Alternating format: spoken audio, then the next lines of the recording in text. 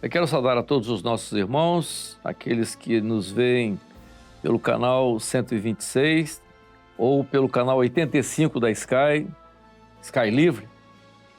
A todos a paz do Senhor. Nós vamos continuar o momento da doutrina e hoje nós vamos começar falando sobre dons espirituais, depois da vinheta.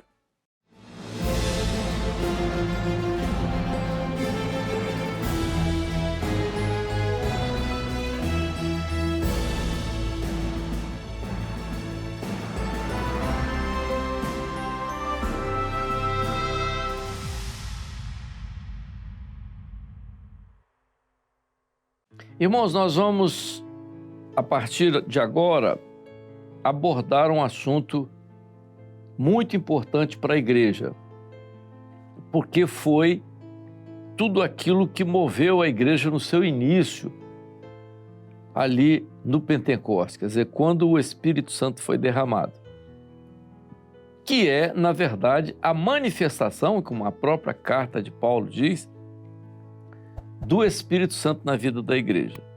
O que Paulo chamou de dom espiritual. Mas, inicialmente, nós queríamos comentar alguma coisa com os irmãos sobre o dom espiritual.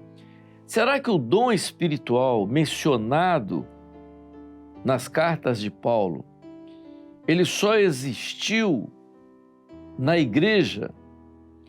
Ou será que a manifestação do Espírito Santo existiu antes da igreja? Por exemplo, no Velho Testamento, aconteceram manifestações do Espírito Santo parecidas com a que aconteceu na vida da igreja? Será que a manifestação do Espírito Santo descrita por Paulo, chamada de dom espiritual, aconteceu no ministério do Senhor Jesus? Nós vamos mostrar aos irmãos que os dons espirituais, não chamados de dons espirituais, prestem bem atenção, a expressão dom espiritual não existe no Velho Testamento, mas a operação do Espírito Santo no Velho Testamento existiu da mesma forma como existiu no Novo Testamento e no ministério de Jesus. Nós vamos começar, então, falando sobre os dons espirituais no Velho Testamento. Paulo, quando fala de dons espirituais nas suas cartas, ele coloca 9 dons que ele chama dos mais importantes ali, visíveis para a igreja, quando ele descreve na primeira carta aos Coríntios, no capítulo 12, uma relação que ele coloca como uma operação do Espírito Santo. Ele coloca ali 9 operações do Espírito Santo naquela relação ali no capítulo 12. Então ele fala sobre sabedoria, ciência, fé, dons de curar, maravilhas, profecia, discernimento de espíritos, variedade de línguas e quarto, a interpretação das línguas. Será que essas 9 operações que Paulo descreve nas cartas, especialmente na primeira carta aos Coríntios, será que essas operações dessa forma aconteceram no Velho Testamento? Será que há citação delas no Velho Testamento? É bom lembrar, irmãos, que a manifestação do Espírito Santo, ele tem um teor profético importante. Então, quando os dons espirituais acontecem na igreja, eles têm um fundamento profético, como no ministério de Jesus, como no Velho Testamento. Então, por exemplo, aonde está essa primeira manifestação do Espírito Santo, lá no Velho Testamento, no dom de sabedoria? Aparece no Velho Testamento? Aonde está? Em que momento, em que situação Deus se revela através dessa operação do Espírito Santo na sabedoria? Tem lá no Velho Testamento? Tem. Em que momento isso aconteceu? Aonde? Salomão. O que aconteceu então com Salomão que você pode falar como uma operação de sabedoria, uma operação do Espírito Santo dentro da sabedoria lá no Velho Testamento em Salomão? O julgamento daquelas duas mulheres. O que aconteceu com aquelas duas mulheres? Elas tinham filhos, dormiram, uma deitou sobre a criança e matou. A que matou a criança, pegou a criança morta, foi lá, colocou do lado da mãe e pegou a viva e ficou com ela. De manhã, né, quando elas acordaram, a mãe verdadeira que viu que a criança morta que estava do lado dela não era dela, que a outra tinha pegado. Então levaram a criança viva para o julgamento. Quem daquelas duas mulheres era a mãe da criança viva, porque a outra tinha morrido. O julgamento de Salomão, quem é, quem não é? Naquela época não tinha DNA para fazer. Salomão disse, não, perfeitamente. Nós vamos resolver isso agora. Pegou uma espada, então, partiu a criança no meio, metade para cada uma. A mãe verdadeira, né, como diz a palavra, né, as suas entranhas se moveram, disse, não, você não vai fazer isso não. Se é para fazer isso, se é para matar a criança, não pode dar para ela. E Salomão disse, não, essa é a mãe. E todo Israel entendeu que ali estava uma manifestação de profunda sabedoria. Isso é profético? É profético. Por que é profético? Por que é profético? Então você vê uma manifestação do Espírito Santo no Velho Testamento como se fosse o dom de sabedoria? Sim. E profético. Por que profético? Porque Salomão é tipo do Espírito Santo. E a espada fala da palavra, não é? E as duas mulheres? Não fala de igreja fiel e igreja infiel? A igreja infiel ela não tem compromisso com a obra. Não, para ela tanto faz se ela é morta, se ela é viva, não interessa. Mas a igreja fiel não. Ela tem um compromisso com a obra. Ela tem um compromisso com o projeto. Mas quem vai julgar quem é a igreja fiel e a igreja infiel? Quem vai julgar? Quem vai julgar é o Espírito Santo. E o Espírito Santo vai julgar usando o quê? Usando a espada, a palavra. A igreja fiel, ela está dentro da palavra. É a palavra que a julga. Por quê? Porque a igreja fiel e verdadeira é aquela que identifica na palavra o momento profético que ela está vivendo. Isso é muito claro no Velho Testamento, quando você vê aí a experiência de Salomão. Então, a sabedoria se manifesta ali, a sabedoria se manifesta ali. Então, houve essa operação e ali o Senhor está fazendo o quê? O Senhor está mostrando aquilo que já era profético, como iria acontecer também na vida da igreja. A sabedoria. Então, a sabedoria já edificou a sua casa. Então, a sabedoria é importante.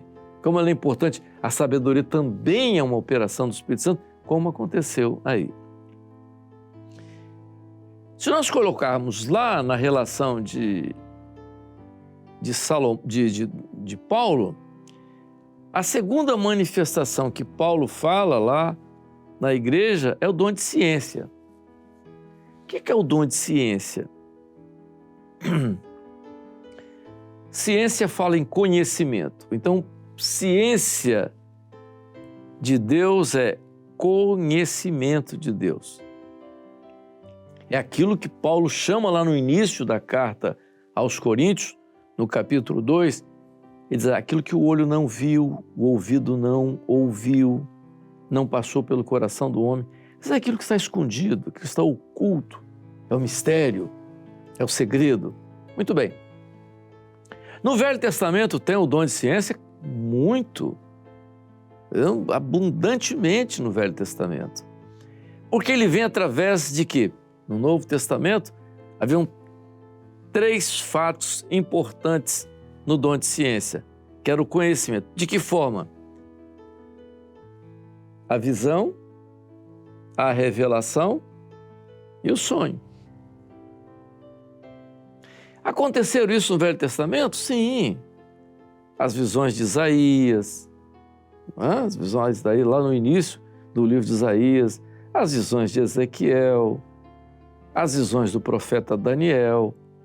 São visões mostrando o tempo, né, as experiências todas acontecendo lá no Velho Testamento sobre as visões. As revelações, sim, as revelações, porque quando o profeta dizia, assim diz o Senhor, quando ele falava aquilo ali, aquilo era uma revelação. Ele estava entregando a revelação, que era exatamente do dom de ciências. Está dentro daquilo que é ciência. Então, tinha a visão como tinha a revelação. Né? O profeta, assim diz o Senhor, né? Falava, aquilo ali era uma revelação. Ela podia ser um pouco mais longa, não tinha problema, mas era a forma como o profeta como Deus usava o profeta ali. E o sonho? Deus falou em sonhos muito, né? Um grande exemplo disso, de sonho, está lá na experiência de José. O sonho, né? Lá que o José foi lá, até interpretou o sonho do padeiro, o sonho do copeiro. Deus falou em sonhos ali. Então, no Velho Testamento, nós vamos ver que essa operação do Espírito Santo existia de maneira intensa e maravilhosa no Velho Testamento. Lembrando que no Velho Testamento, como nós já sabemos, o Espírito Santo operava de forma particular, de forma isolada. Ele não era como no Novo Testamento, como na vida da igreja, era diferente. A operação do Espírito Santo não era da mesma forma que a na igreja, mas essas eram as operações do Espírito Santo. Então você vê aí que esses 2 dons que eu já falei a princípio, tanto o dom de sabedoria como o dom de ciências, aparece aí nas manifestações do Espírito Santo. O terceiro dom que Paulo descreve na carta aos Coríntios é o de fé. Dom de fé.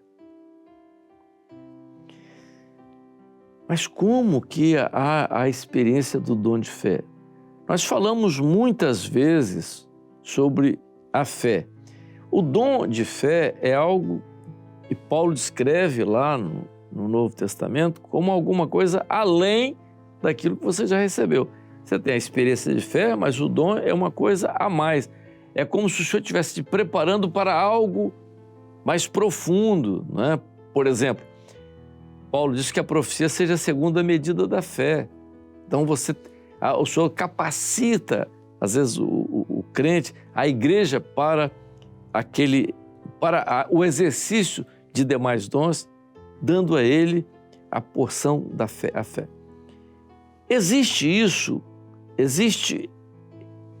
Aparece isso no Velho Testamento? Onde aparece isso no Velho Testamento? Abraão. Vamos pegar o caso de Abraão. Abraão está numa terra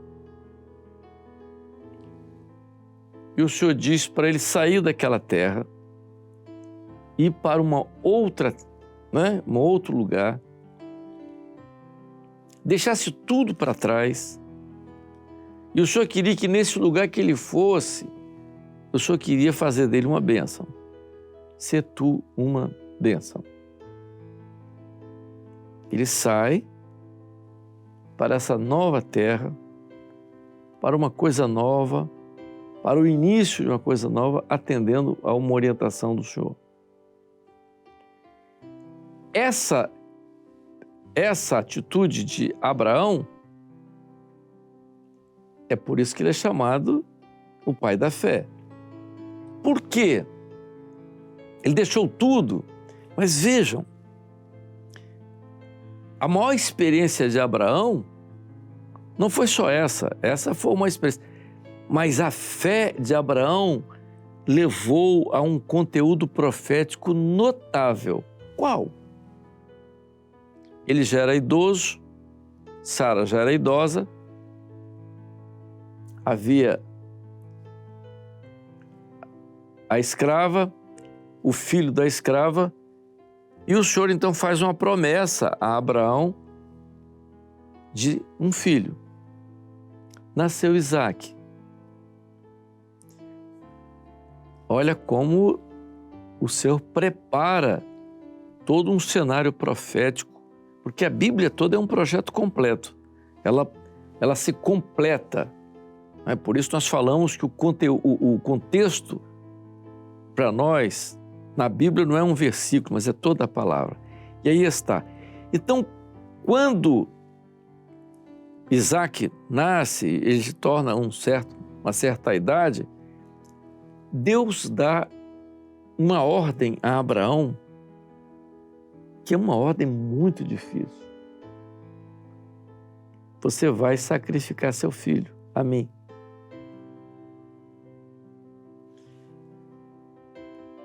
Abraão não tinha pedido filho ao Senhor. Deus tinha dado o filho. E agora Deus ia tirar o filho dele. Era uma situação muito difícil. O filho da promessa. Como é que ele ia explicar isso para Sara? Como é que seria isso? Mas a Bíblia diz que Abraão foi lá, levou o filho para sacrificar. E o caminho da casa de Abraão até o lugar onde ele ia sacrificar Isaque foi o caminho de 3 dias. Olha que coisa interessante o momento profético e o que o Espírito usa aí, a fé de Abraão, para dizer uma coisa, que foi a experiência da fé, aí registrado no Velho Testamento, que é a experiência da fé que vai para a igreja lá no Novo Testamento. A fé é direção do Espírito Santo. Você não mostra a sua fé simplesmente com os seus argumentos ou quando você faz as coisas do jeito que você quer. Não, você mostra a fé quando você é levado pelo Espírito Santo para fazer coisas que às vezes você não queria fazer, você não gostaria de fazer. Deus fala isso quando fala com Pedro depois da ressurreição. Outro vai te conduzir. Então, a fé no Velho Testamento, o que ela mostra no Velho Testamento? Direção do Espírito Santo. Então, a fé de Abraão ali identifica exatamente isso, direção do Espírito Santo. Então, vejam, nós estamos falando que os dons espirituais que estão lá na igreja, eles estão mencionados também no Velho Testamento. De outra forma, mas a operação do Espírito Santo é semelhante e a operação do Espírito Santo sempre tem um caráter profético. Foi na sabedoria de Salomão, foi no dom de ciências, como é também aqui no dom de fé. Mas nós vamos continuar. Então nós falamos sabedoria, ciência e fé. Qual seria o quarto dom? Cura. Dons de curar. Dons de curar aparece no Velho Testamento? Quais as experiências, os dons de curar no Velho Testamento? Todo mundo se lembra de um caso, não é? Qual foi o caso? Qual foi o profeta? Eliseu? Qual a experiência? Naamã. Foi uma experiência de cura. Mas o tempo já está se esgotando. Então nós vamos deixar nesse primeiro trabalho nosso, esse primeiro episódio nosso, só para não encher muito, não deixar os irmãos assim com muita coisa, os 3 primeiros dons lá no Velho Testamento: sabedoria, a experiência de Salomão no julgamento das 2 mulheres, o dom de ciência, toda a experiência dos profetas com visão, sonho e revelação. Já falamos. E a experiência de fé com aquilo que Deus fez na vida de Abraão. No próximo episódio nós vamos falar sobre curas, lá no Velho Testamento, e maravilhas. E quais os significados proféticos das curas e das maravilhas, porque isso tudo vai bater dentro da igreja, porque a operação do Espírito Santo é de uma forma linear, porque está dentro de um projeto que é eterno. Isso nós precisamos entender com muita clareza. Amém? A paz do Senhor. Até a próxima semana.